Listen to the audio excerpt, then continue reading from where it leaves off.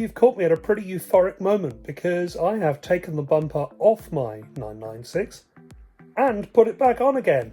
And what's more, there are no spare parts left over at the end, so a triumph for someone like me who, as I've said before, is not much of a mechanic. So let's see how I did it and jump straight in.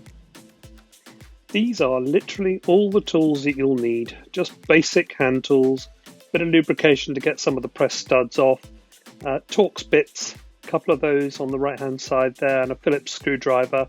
Stubby screwdrivers help if you've got them, and then those 3 pry tools at the end. Pretty straightforward really. And I've split the job into 3 stages. Stage 1 is the sides. You'll need to twist your steering wheel so that you can get access to these things, but the red circles are the ones that show things that are immediately obvious. You've either got to twist out or pull out, and the pink circles are hidden behind other things, and I'll show you how to access those as we get into the video a bit more. And some of those red circles in the wheel well there contain these press studs, which if I pause the video for a second, you're going to want to get your pry tool in between there where the arrow is to separate them, and then they'll pull out quite nicely. Stage 2 is the top then. Again, red circles are things that are immediately obvious you can get to without removing anything.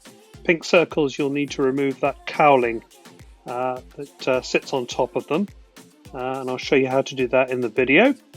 So last and final stage is the underside. Again, just a straightforward question of unscrewing things. There is one really fiddly bit which I'll show you here. Up a tunnel, there's a screw up there which on assembly is really fiddly, and that's the fiddliest part of the job. So then, let's walk you through it. Stage 1, the sides.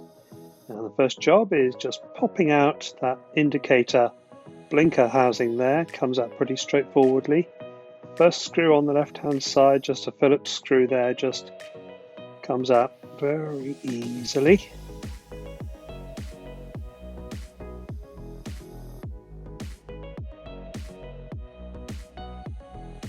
Then a little bit of WD-40 just to lubricate those press studs. They can be hard and fast to know if you don't, so it's worthwhile just dousing those in WD-40, and then your pry tool just pops them out. Really very easy actually. I'm pointing at those 2 hidden screws there, and that's the reason we are working to take this cowling off in the wheel well.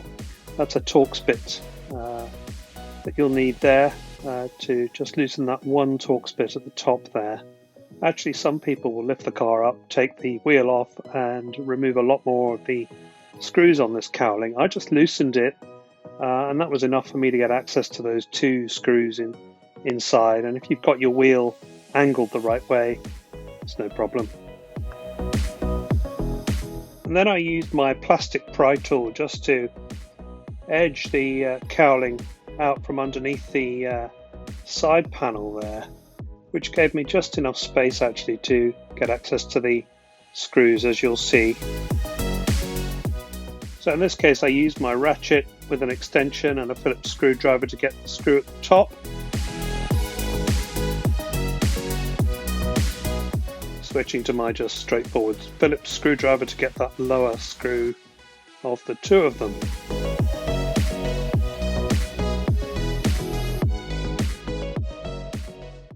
And that moves us on to stage 2 from the top.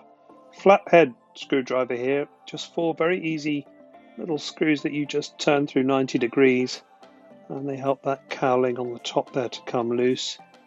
You're not ready to pull that yet, so just hang on, because there's some rubber flaps at the side of the headlights which just peel off. They're hooked on, as you can see here. Just the rubber hooks onto a couple of grooves and you can just pull those loose. Very, very straightforward. And then it's just a question of loosening this rubber which goes around the edge. It just peels off, pretty straightforward. And then you can remove the cowling.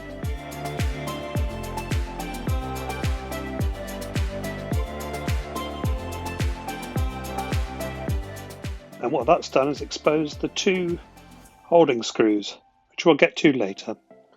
Stage 3 then, the underside, all Torx bits here, 7 screws to remove, 3 in the middle and then 2 on each end.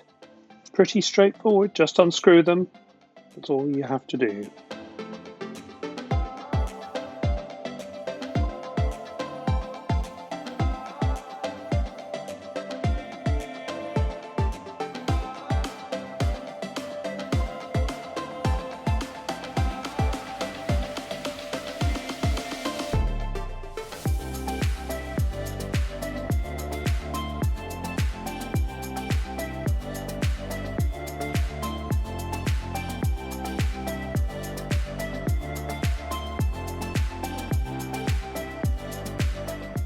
Middle one's done, and here are the fiddly ones at the edge. There's another look up there. You can see it's the fiddly bit.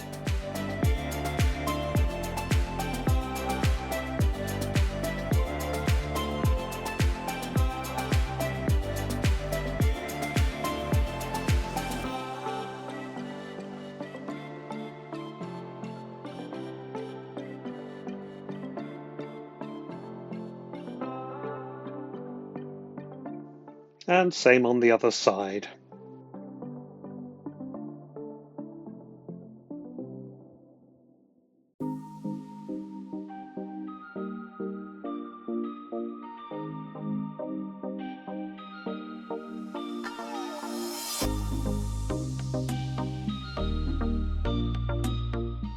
Back up top to remove those final 2 screws, and then we are nearly there.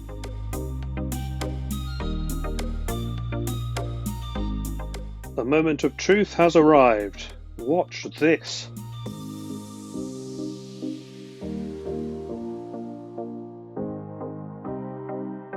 Hooray! And then with the bumper off, you can get your hand in and remove all the trash and rubbish that's hidden behind there. Not too much on my car. Pretty good shape actually. Now I stopped here. You could go even one stage further and remove that black covering around the radiator and split the radiator from the condenser and clear out the crap in between. Mine looked in pretty good condition, so I didn't bother. And chaps, reassembly is the opposite of disassembly. Pretty straightforward. As you'll see here, I also added some grills, which I got from a lovely chap called Eric McHugh, who has a video on how to install them.